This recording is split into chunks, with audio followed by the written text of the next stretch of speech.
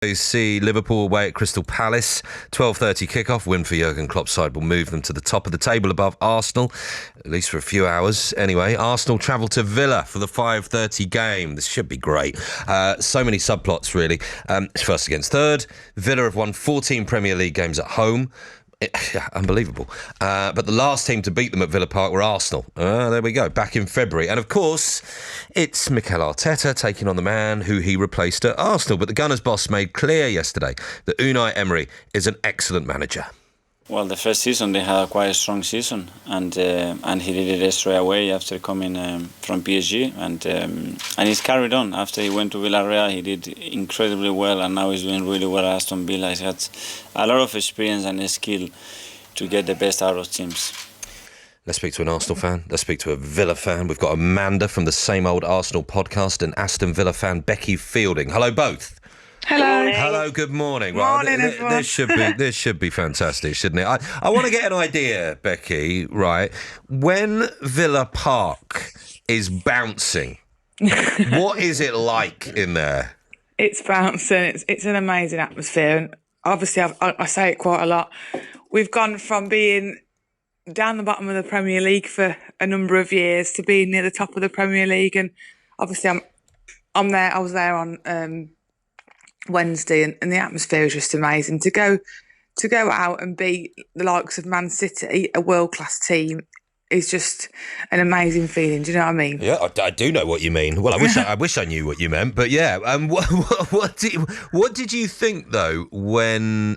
Be honest with me. When they said, "Oh, it's going to be Unai Emery, he's the new boss," what was in your head? What did you think?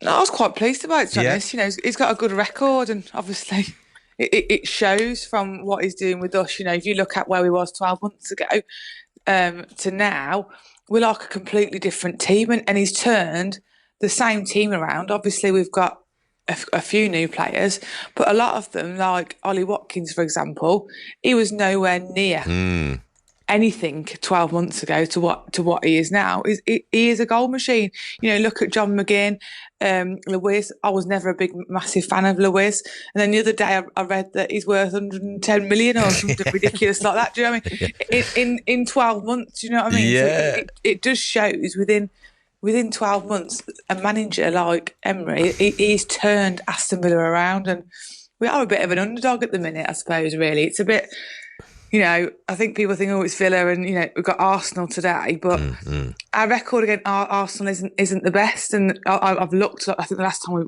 they beat us was 2021, so we beat them, was 2021, so I hope they go there thinking today, yeah, we are top of the league, but Villa are going to give us a good show. Do you know what I mean? Yeah, well, this is it, Amanda. You know, you are on an absolute roll yourselves, obviously. But what do you think the mindset will be going to Villa Park? Well, I think it's going to be a great game because, like Villa, like Arsenal, Villa won't sit back. So it's going to be a very open game. There's going to be lots of spaces. If we're on our game and Villa are on their game, it's going to be spectacular tonight. Yeah, Arteta not in the dugout. Listen, if you're going to get like yellow cards for celebrating a last-minute winner, honestly, I give up.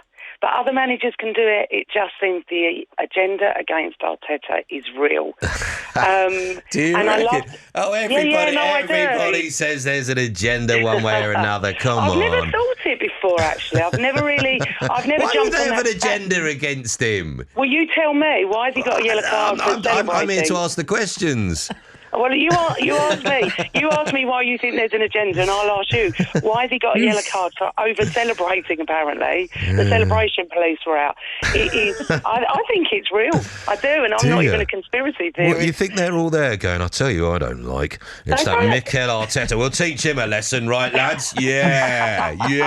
Well, do you know what? Whether he's in the stands or whether he's in the dugout, he'll be in contact with, you know, the coaching staff. Yeah, of course he will, And I can tell you now, if we score in the 92nd 97th minute again, I would like the camera to pan on him in the stands at Villa Park. Yeah. That's for sure. Don't say that. And I'll tell you what, the other thing is, I mean, there's plenty to say about Arsenal as well at the moment, isn't there? There's the Raya situation. That's been fierce debate now, hasn't it? Because a couple of big errors against Luton, obviously, in the week. And then on the other end of the pitch, you got Kai Havertz suddenly delivering. Well, the thing is, when people give a player a chance to bed in a new team, sometimes things like this happen. He starts to feel comfortable. Yeah. He's absolutely loved by our fans. We've got the most amazing song for him, which hopefully you'll hear at Villa Park later. And he's scoring. And this is what Arteta said: give him time. You've got to give players time.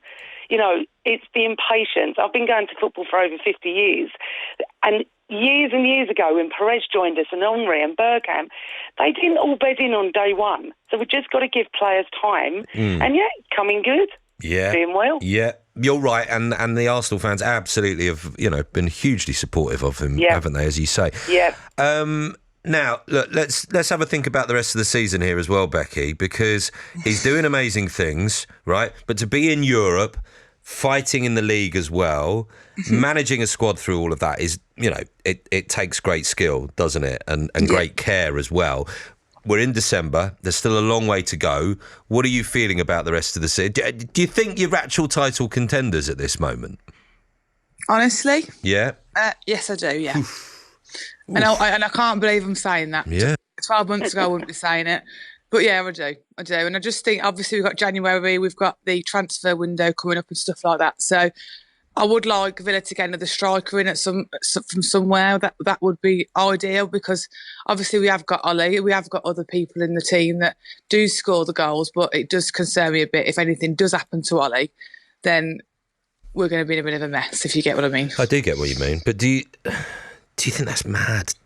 Can you imagine at the start of the season if we'd be having this chat? I know. Yeah. It is mad. It is. And, people might laugh and think, oh, God, Villa ain't going to win the league. It's a fair question. Amanda, do you think they're in it? Yes, I do. I think they're a very good side, and obviously got great respect for their manager and what he's doing with the team. He tried to do with our team. It just didn't work out. He's a very nice man. Unfortunately, I won't be supporting him for 90 minutes today, but I think Villa have got a good chance, as Liverpool have. And do not write off Man City at your peril. Exactly. For God's sake, it's December. Yeah. We don't win anything in December. We know this. Yeah. They always come good the second half of the season. But I think there's quite a few teams in it this year. Just wanted to ask, morning, by the way, I just wanted to ask the two of you, we're going to talk a little bit later on with a massive football fan and also singer, Lloyd Griffith, about the joys of singing. And, he loves singing on the terraces, he loves singing in big choirs as well. You mentioned the atmosphere, Becky, at Villa Park on a big day, when the Holt End is in full voice. What's it like to be part of that? Are you singing as well? I mean, I'm assuming that you sing as well, Amanda, at the Emirates. Oh, absolutely. The atmosphere at the Emirates is incredible. Has been for a few seasons now. It never was, but it is incredible. And when the whole ground sings, I mean, North London Forever is just spine-tingling. Yeah, we just love it. And when the whole ground sings it, and obviously we've now got the Saliba song, the Kai Havertz song. They've just got, it's brilliant. And Becky will say that when you're in the midst of it, you are taken away with it. It is incredible to be singing on the terraces about your club. Becky, what's your favourite song at Villa? Like Amanda said, it's amazing. My favourite song, I've got quite a few, to be honest with you. Keep it clean. Pardon? Keep it clean. The one that gets me the most is "Holt End is in the Sky." To be honest, I know that's like, but also like the Martinez song. We've got a world class goalkeeper, and I don't know whether any of his seen his saves that he did against Ireland on Wednesday night. It just shows what he's made of. Do you know what I mean? And we've got quite a few good songs for Martinez. He's like world's number one and all this, that, and the other. Then we've got quite a few like Jacob Ramsey that he's obviously come through our youth team, and he's like, we always sing he's one of our own and all that. But we've got quite a few. But it's a good feeling, isn't it? When yeah. And I'm in the middle of it. I'm in the middle of the whole end, so Brilliant. You can imagine that it's rock. Giving it the big one. All right, listen. Good luck, guys. Great to speak to you both, and enjoy. Thank you very much indeed. That was Amanda from the Same Old Arsenal podcast, and Aston Villa fan Becky Fielding. We'll keep you up to date with all the action this weekend across 5 Live, 5 Sports Extra on BBC.